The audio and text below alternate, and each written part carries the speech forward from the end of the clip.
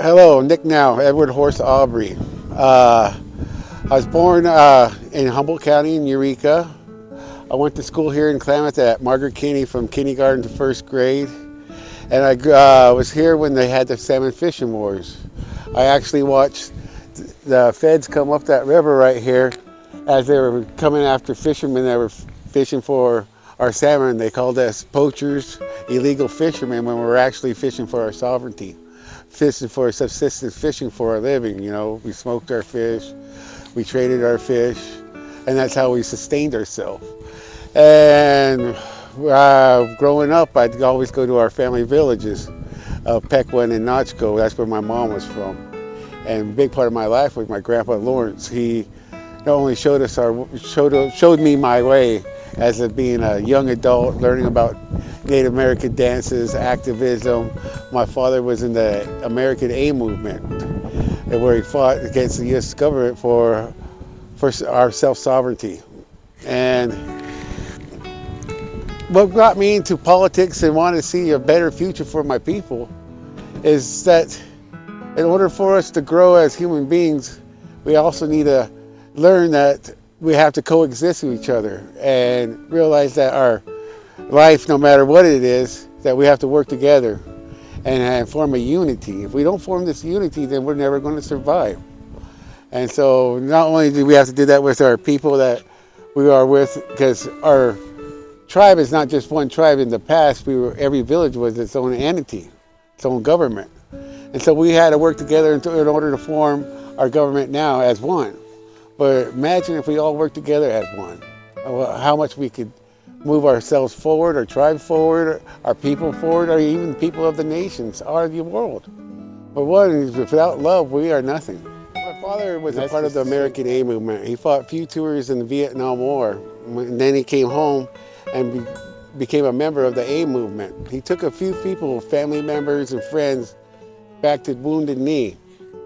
And he fought in the 70s against the government, the same government that he represented in the war, just to fighting for strengthened sovereignty for all tribes in the United States. And I stayed home with my grandparents because I was only 1 year old. But being brought up in that taught me that we need to fight for our self-sovereignty, we need to fight for our rights and speak up when things are wrong. And so to move forward as a human being, because that's what we are, we need to stop thinking of ourselves as individual tribes, individual clans, individual things. We need to start looking at the hierarchy of things, you know. So how are we going to sustain our future? How are we going to move forward if we don't come together as one? Because especially in the times we are in now, everything's in uncertainty. There's a lot of wars, there's a lot of things going on, and we don't know what life's going to be like in another 5-10 years. And it's time for us to come together. That's just what I believe. That's what my heart says.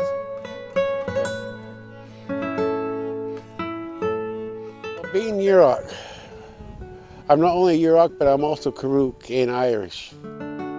But I was brought up in my Karuk and Yurok ways through ceremonial, dance, and our fishing and hunting, and believing that the world is our sanctuary. Whatever we needed in our life, it provided, from the redwood trees to our houses, to the salmon and deer for our sustainability and our clothing. You know, the strength of that river, the strength of this earth that we balance us together is what makes my heart fill with love inside, because I know we were put here for a reason. We're put here to make sure that we take care of this earth, that we take care of the animals, the river and the fish. And so make sure that nothing is contaminated, that we all become one, because we are all one. From the spirit mammals, to the human beings, to the birds, to the fish in the ocean. We're all one. We're all spirit of this earth.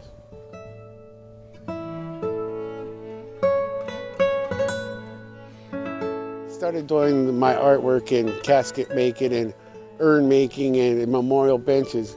I wanted to give something back to the people.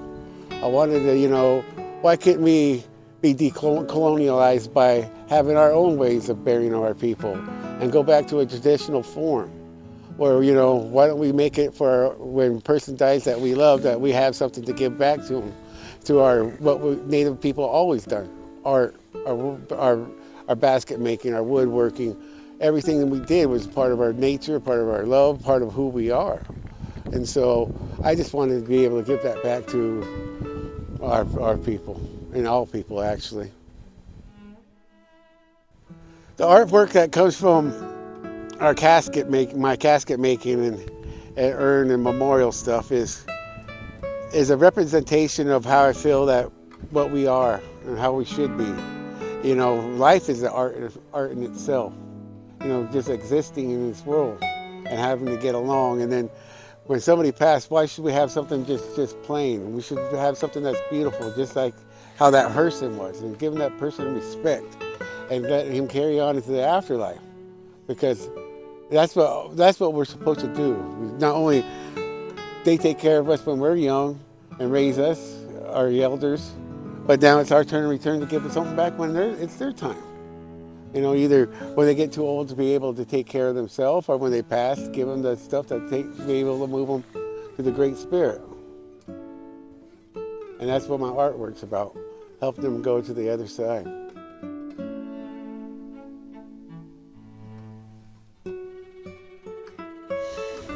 My message to humanity and human beings is that we need to carry on as one as a whole.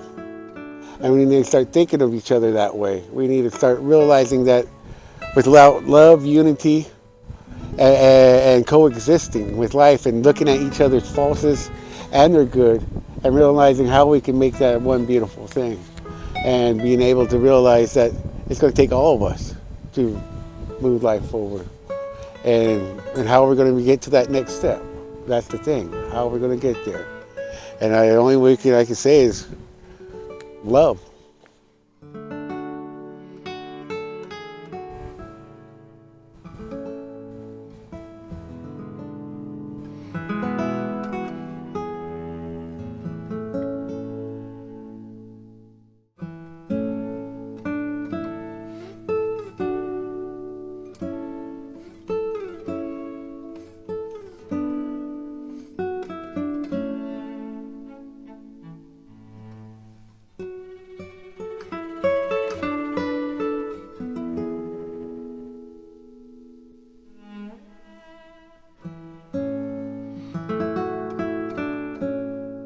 I just wanted to present this to you.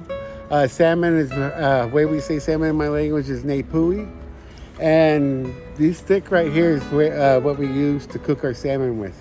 We put our salmon on these sticks and put them next to the fire and cook them like a barbecue style.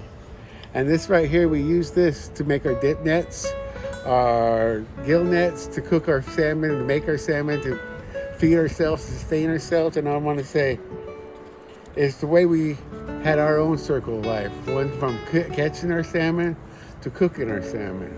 And I want to say thank you guys for coming, and I really enjoyed today.